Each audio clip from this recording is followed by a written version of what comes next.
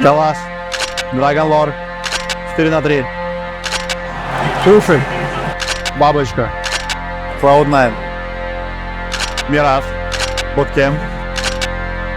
Известность. А это не девушки. Оба варианта.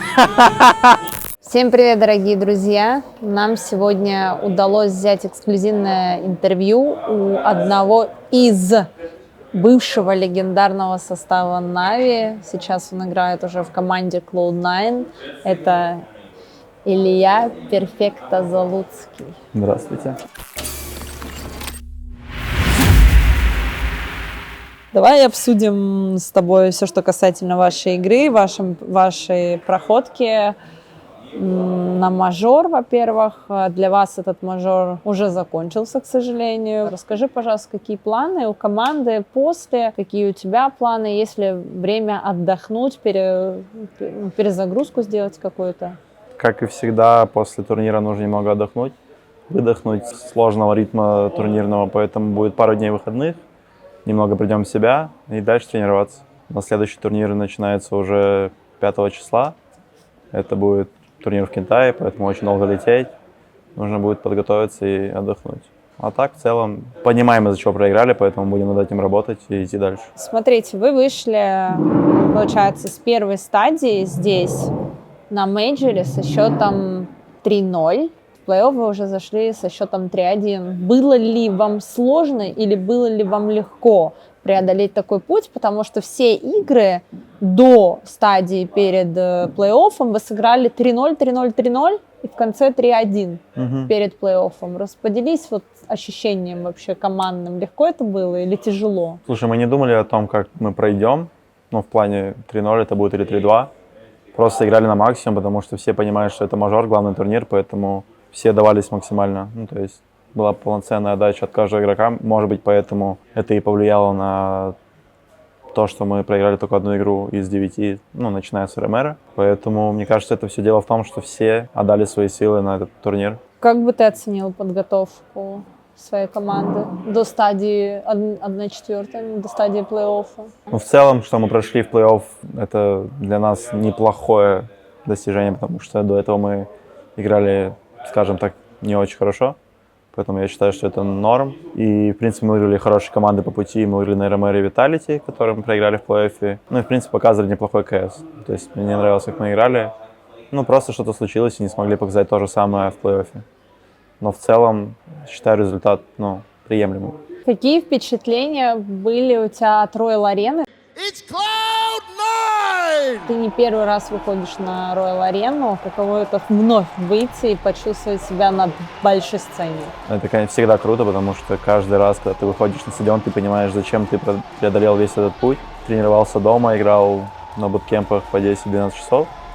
Когда ты поднимаешься на арену и слышишь, не всегда поддержку, да, будем честны, но все же этот крик, это эмоции, это заряжает тебя играть и любить эту игру.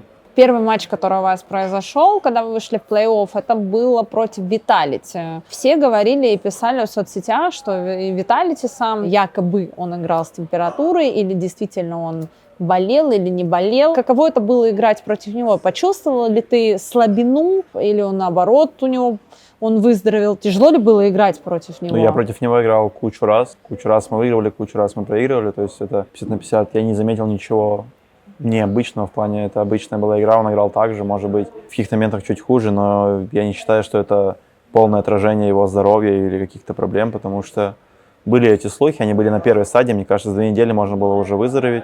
Вся команда Vitality играла хорошо. И за его были моменты, где он попадал. И, то есть были эти моменты.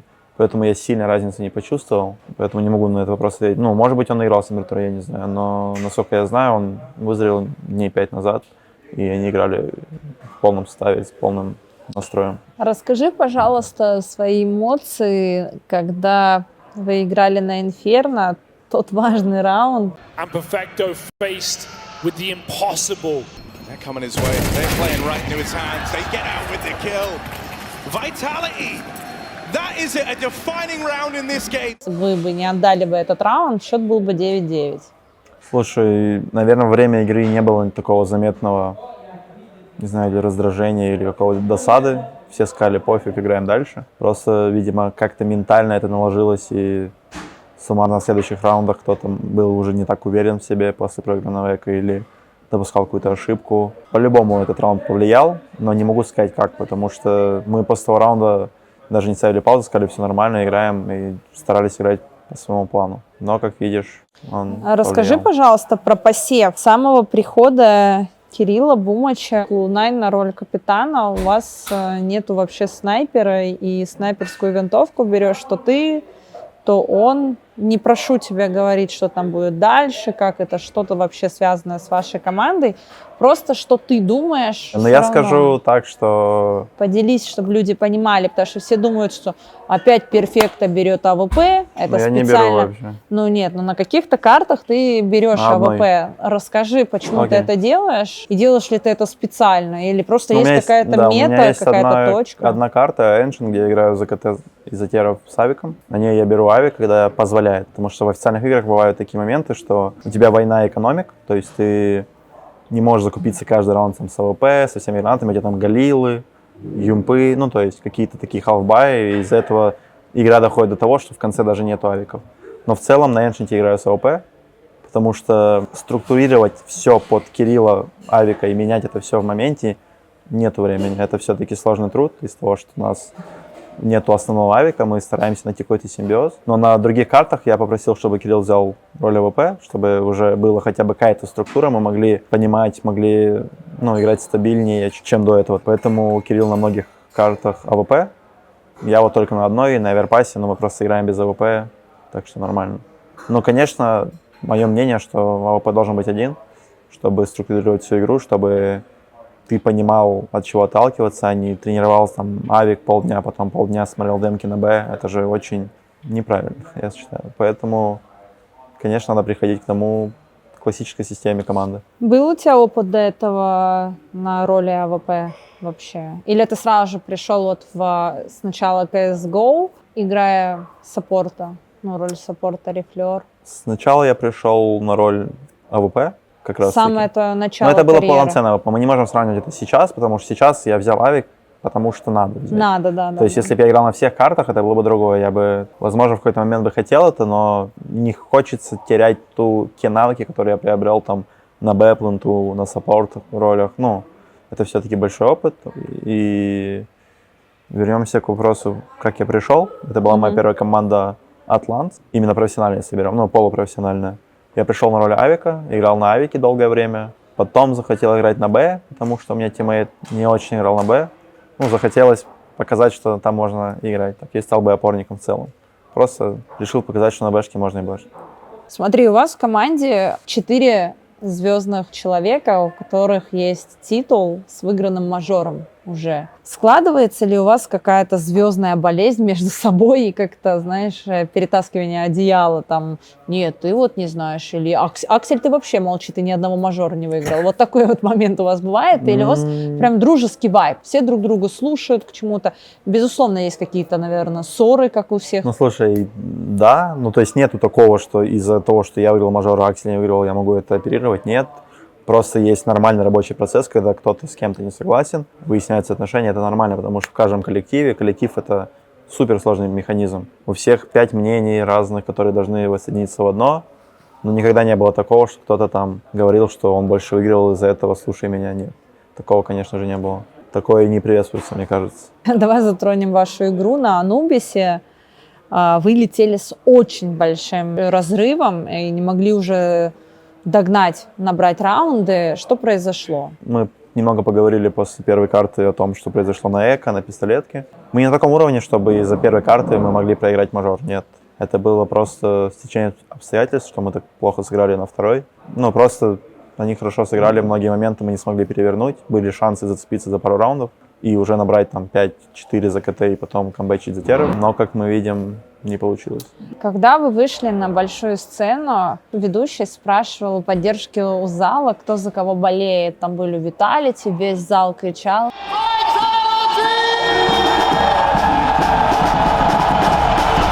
Когда говорили Клоуда, много кто освистывал, и особо поддержки не было. Фан-база, приехавшая болеть за Vitality, она была огромная. И каждый раз, когда мы проиграли раунд, она там шумела очень сильно. Вы вообще слышали это? Потому что у вас не было кабинок. Звукоизоляция, она не существовала. По сути, вы могли все слышать, что происходит в зале.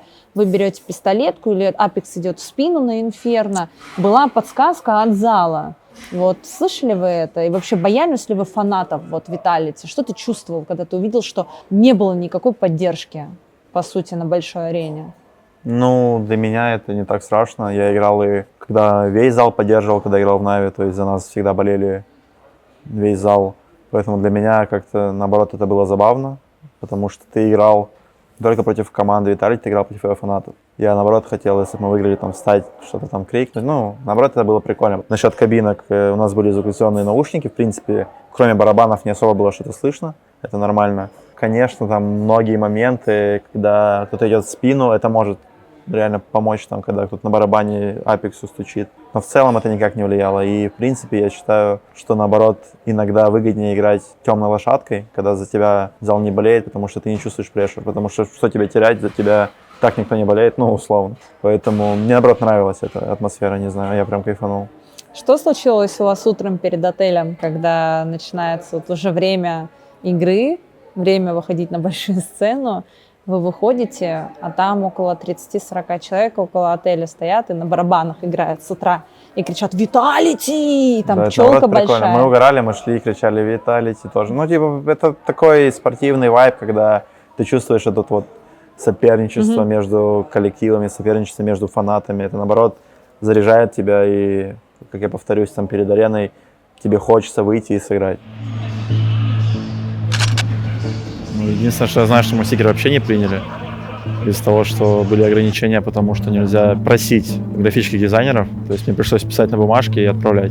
И они тупо не успели его сделать, поэтому моего стикера нового даже нету. Загрузили старый, поэтому анлука. Да я, в принципе, привык играть на турнирах, поэтому, не знаю, наоборот, хайпово, что арена кричит, как-то заряжаешься эмоциями, поэтому... Может быть, чуть больше волнения, но это придает как раз спортивный интерес. Я думаю, ничего не поменялось с CSGO. Все такой же должен быть симбиоз, ну, точнее, и то должно быть. То есть и макропонимание должно быть, и механика. Без этого никуда, поэтому я думаю, 50 на 50. Мы все одна команда, стараемся все вместе делать. Ко всему вместе готовимся, поэтому все друг друга поддерживают. Единственная команда, которая играет без АВП, это команда Cloud9. И вы доказали всем, что выйти в 1/8 без авика это возможно. Причем таким же уровнем, ну, вы вышли там 3-0, 3-0, 3-0, 3-1. То есть вы достаточно проехались по всем без АВП. Считаешь ли, что можно действительно продолжить играть без авика? Просто вот что-то бывает, не хватает команде. Мало еще сыгровки или еще что-то. Ведь 1/8 это круто, действительно, без АВП. Сложный вопрос. То есть если мы берем в расчет того, что вот наша пятерка, которая сейчас, я думаю, мы можем больше добиться, чем сейчас добились. Если брать в целом, конечно, хочется, чтобы... Ну, даже если брать, опять же, нашу команду, чтобы авик хотя бы был один, то есть это Кирилл на всех картах. Хотя бы, ну, типа, не профильный снайпер, который тренирует там АВП годами, но хотя бы человек, который будет ответственен за эту роль. Ты не будешь переживать за то, что там, ну, как я опять повторюсь с прошлого вопроса, что я там буду тренировать авик, нужно потренировать авик, а там потом пойти посмотреть демку. Нет, тут будет стабильность, уже можно с этим работать. И когда на всех картах одинаковый авик, ты можешь строить раунды, строить игру. Не скажу, что такая команда будет сильнее такой же команды, но с авиком, но что-то в этом есть.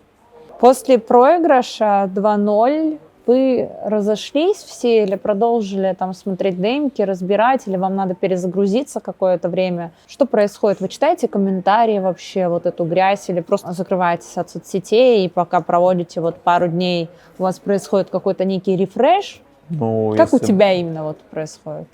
Я пришел, чуть погрузил, потом смотрел игры, которые оставшиеся. Ну, первый день всегда будет сложно, когда ты проиграл, потому что ты начинаешь перекручивать все раунды, которые ты мог выиграть, или вот эти вот эко на инферно тоже, то есть ты это прокручиваешь. Все уходят, немного рефлексируют на эту тему. Ну, в данном этапе мы все собрались, посмотрели другие игры, поговорили, но в целом команда была на хорошем настрое, ну, в плане... Мы понимаем, что есть моменты, которые можно легко исправить, и их видно, и стать лучше, поэтому как таковой какой-то ямы эмоциональной ее нету, потому что все мы опытные, все мы играли турниры, кто-то их выиграл, мы знаем, что это такое, поэтому никакой проблемы в этом не вижу. Удалось ли тебе посмотреть матч Face Spirit? Что ты можешь сказать по поводу Spirit? Потому что на Spirit был предикшн очень большой. Ожидания были большие, да. Ожидания большие. Вот ты смотрел за этим матчем? Он был очень крутой, он заслуживает быть предфинальным матчем или финальным, потому что очень крутая игра, очень крутые эмоции.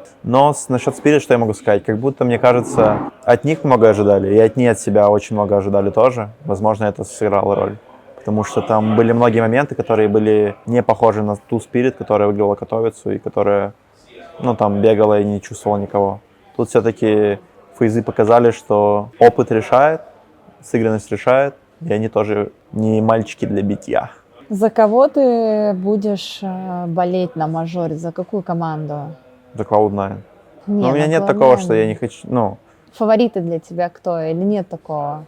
я считаю, выиграет команда с верхней сетки, как это и предиктили до начала плей-оффа. То есть часто Фейс или Vitality. Одинаковые шансы выиграть у них турнир. Болеть я за никого не буду, я просто хочу посмотреть на красивый КС, увидеть какие-то крутые моменты. Болею я только за свою команду. Возможно, я буду болеть там за Валерчика, ну, за Илюху Моноси. Ну, то есть хотел бы, чтобы кто-то из них, конечно, выиграл турнир, но, кажется, все-таки выиграет кто-то с верхней сетки. Кого ты считаешь самым недооцененным игроком в КС вообще? Вот? Энзера. Энзера? Ну ладно, давай назовем парочку, с которыми я играл. Есть игрок Альфа, очень крутой парень, который видно, что очень много работает. Не могу сказать, что он недооценен, потому что, возможно, его путь только начался, но я бы за ним приглядел. Ну, в плане, хочется посмотреть его где-то выше уровнем. Наверное, я назову его, если мы спрашиваем про одного человека. Назови 3 пункта, которые для тебя в КС являются самым важным. Коммуникация, этот человек должен не бояться что-то предлагать, что-то говорить инфу, это вообще базовые вещи, мы их не берем. Что-то предлагать, проявлять инициативу. Второе, ну просто нажимать кнопки нормально, чтобы, ну то есть не было какого-то серфера, который там не может кнопку антистрейф нажать. Ну, человек, который хорошая механика. То есть сейчас мы видим, какая конкурентность, то, что каждый школьник там может прийти и дать одну там рапсу, ника, ну хоть кому. То есть конкурентность большая. Третье, что назовем, наверное, желание развиваться и слушать. Умение работать над собой, наверное, да? И принимать критику объективно, слушать других членов команды. Что бы ты напоследок пожелал бы молодым ребятам, которые хотят добиться такого же успеха, как и ты? Сейчас столько, знаешь, столько возможностей, фейсит, демки, то есть у всех могут быть разные пути, столько турниров. Поэтому просто играйте много, кайфуйте от игры, главное, и любите мам. Я не знаю, все. Спасибо тебе огромное за это интервью, вот, что согласился прийти к нам на маленький эксклюзивчик. Вам спасибо, что позвали. Спасибо, ребят, всем, кто смотрел. Оставайтесь с нами. Это была я, Таня Синди, и Илья Перфекто Залуцкий. Мы вам говорим пока.